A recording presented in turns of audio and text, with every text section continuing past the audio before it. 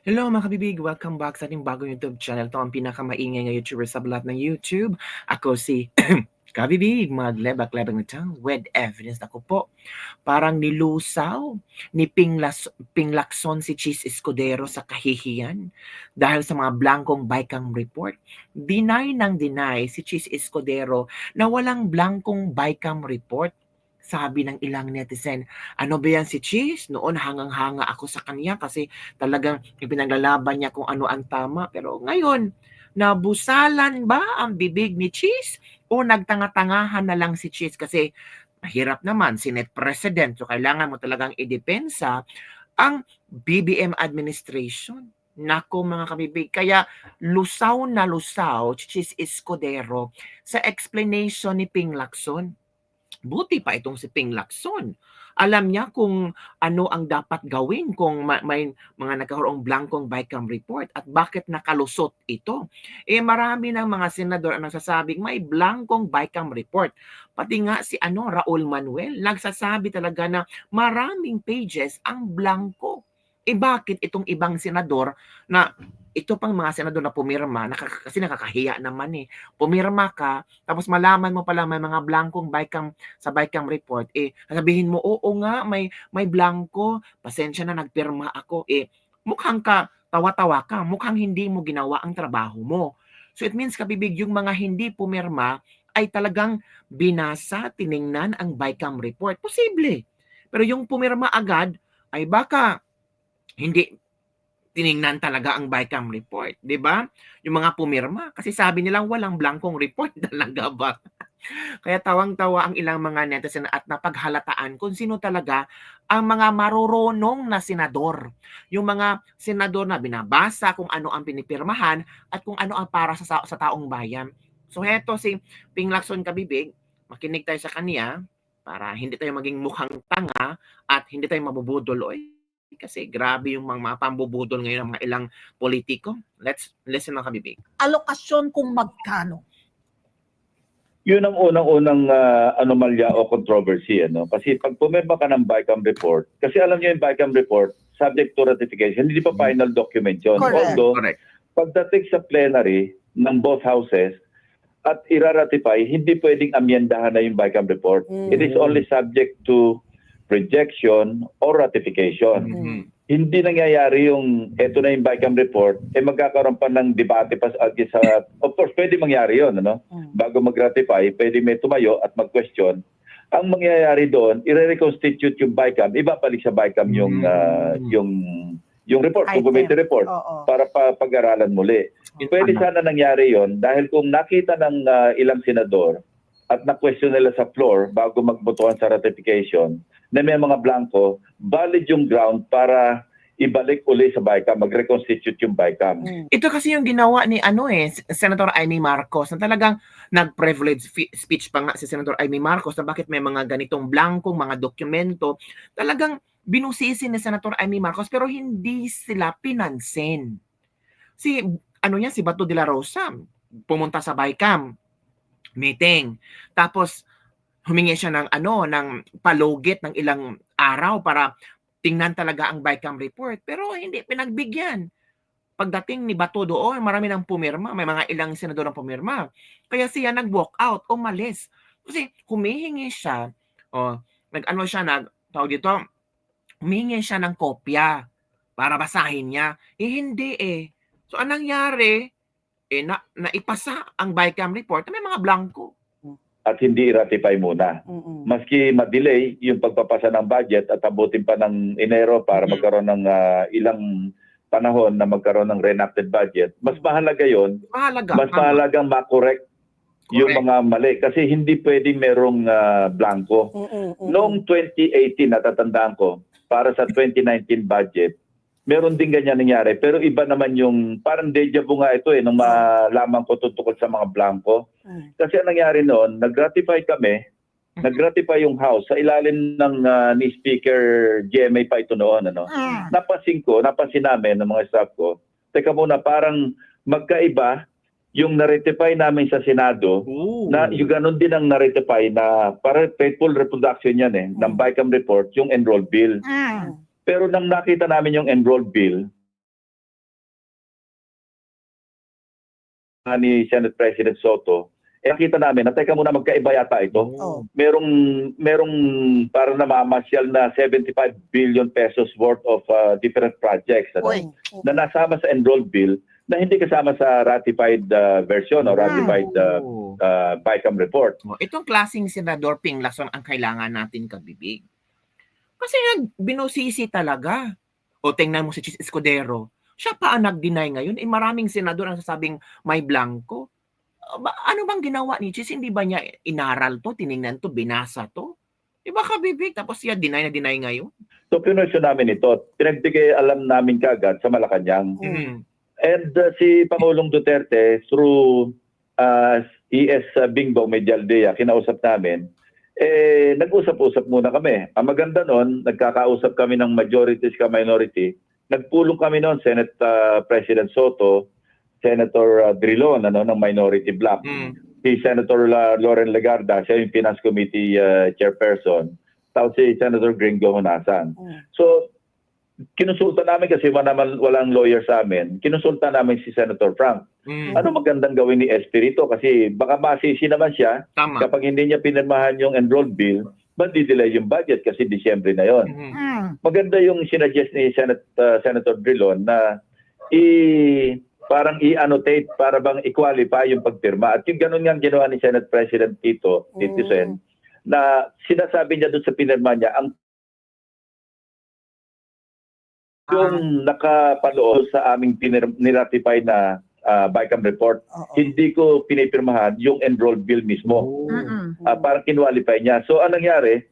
Masusing tiningnan uli ng Malacanang noon at nakakita pa sila ng additional pa mga 20 billion. Wow. So yun ang pinamalaking dito message na ginawa ng Pangulo na umabot ng 95.3 billion pesos. Galing kasi yun Sana kung may Tingnan nyo si Pangulong Duterte. Di ba?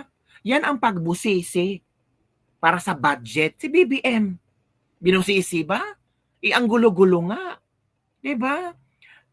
Vinito niya. Tapos, binigyan siya ng oras para araw pa nga, December 30 pa nga siya magsasign ng GAA. Tapos ngayon, may mga issue na pilit na pinapabalik yung mga budget. Kalariki naman to. Ewan ko nga ba, ang gulo-gulo. Kita rin senador na iba yung enrolled bill, assuming Assuming. kasi maraming possibilities dito, hindi pa maliwanag eh. Yung bang mga blanco, sino nag-fill in the blanks? Correct.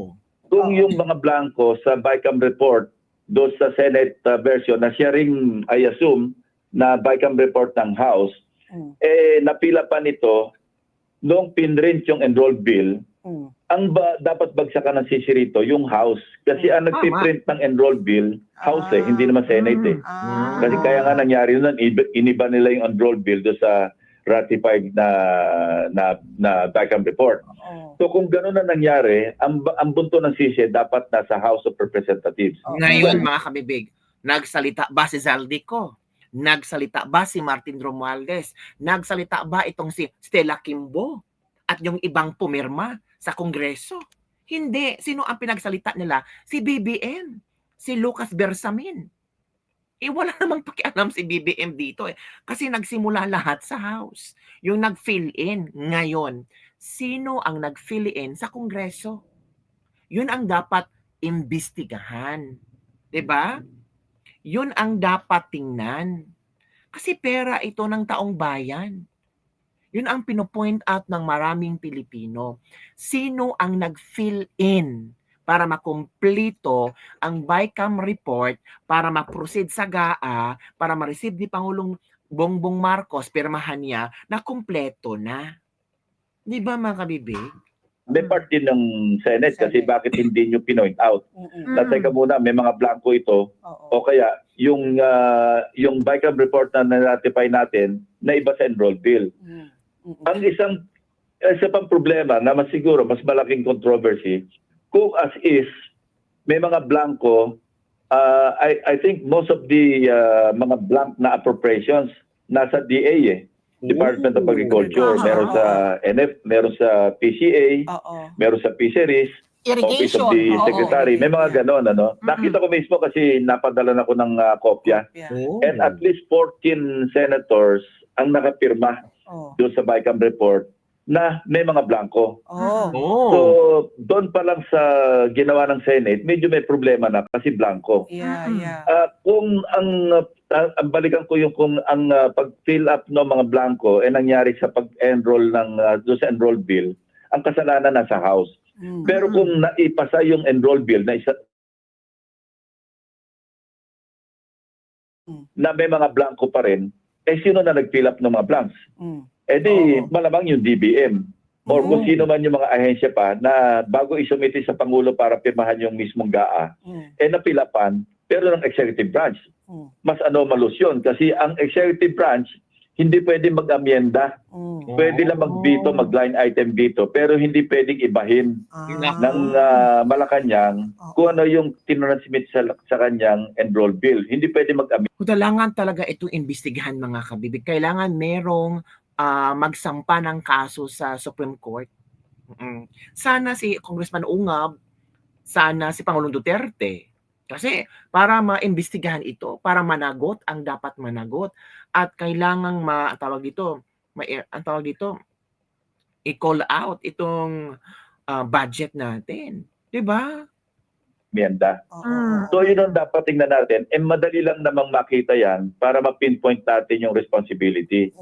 I-compare natin yung ratified BICAM report doon sa enrolled bill. Yun. And it's no joke. I Kung think, parehong-pareho yun at may blanco rin sa enrolled bill, oh, lahat may kasalanan. Oo. Both legislative at saka executive branch. Pero kung yung enrolled bill filled up, kumpleto, walang kasalanan ang Malacanang. Ang may kasalanan lamang yung House of Representatives. Yun mga kabibig ha.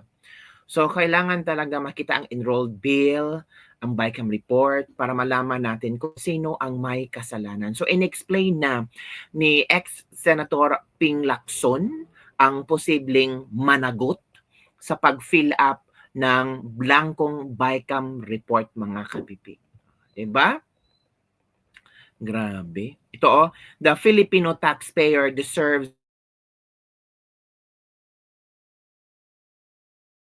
an examination on bill printed by House of Representatives and comparing it with a ratified BICAM report will expose those responsible. So kailangan talagang makakuha ng enrolled bill tapos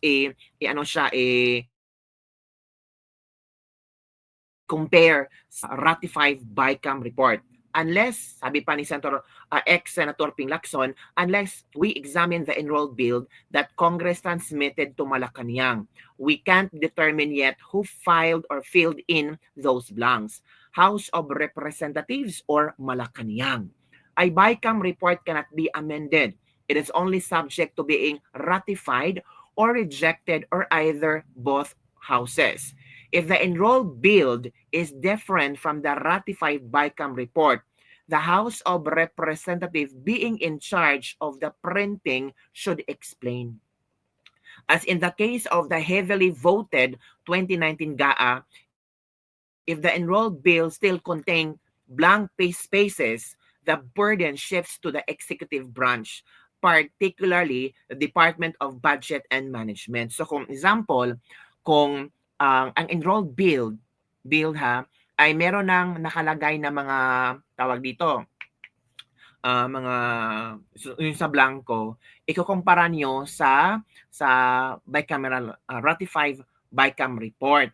Kung tugma siya, ang tawag dito, kailangan talagang makita kung sino ang managot ang house, kung sino ang nag-fill in. For example, ang BICAM report,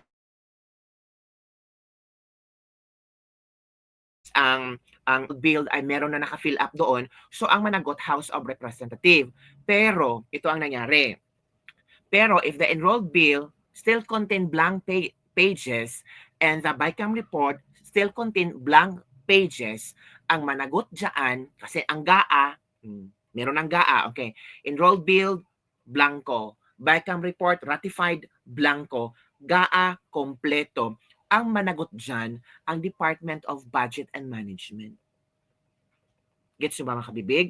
Oh, BICAM report, ratified, blanco.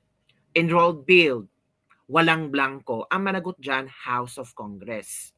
Pero, pag ang ratified BICAM report, blanco, enrolled bill, blanco, pero pagdating sa GAA, kompleto, ang managot dyan, particularly the Department of Budget and Management. Nako. So, kailangan talaga busisihin, tingnan kung sino dapat ang managot. I think, ex-Senator Ping Lacson believes na meron talagang blankong BICAM report. Pero kailangan talagang makuha ang printout ng enrolled bill para makita talaga doon. Ang problema, kung ang enrolled bill ay blanco, nako, paano yan? Pagpunta sa GAA, kompleto na. Sino ang managot? Pero kung ang enrolled bill, kompleto na, ang BICAM report ratified, wala, ay nako, alam niyo na kung sino managot. Nako po. It's between House of Representative, Executive Branch, and also the Senate. Ang Senate sana nag-react, no? Ang Senate sana, mga senador sana, oy, wag mo nang i-ano yan, i-ratify, wag mo na yung ganyan, kasi pag-usapan dapat, wag ka muna mag-sign, pero mag-sign sila. So yun po, kabibig, ang ating Ladies Lebak-Lebak for the Pasalamat tayo na may isang ex-Senator Ping Lacson na nilinaw at in-explain sa atin kung ano ang posibleng at pwede nating ituro kung sino ang may kasalanan. Yun lang po mga kabibig. Don't forget to like, subscribe, and share this video. Bye everyone. See you next time.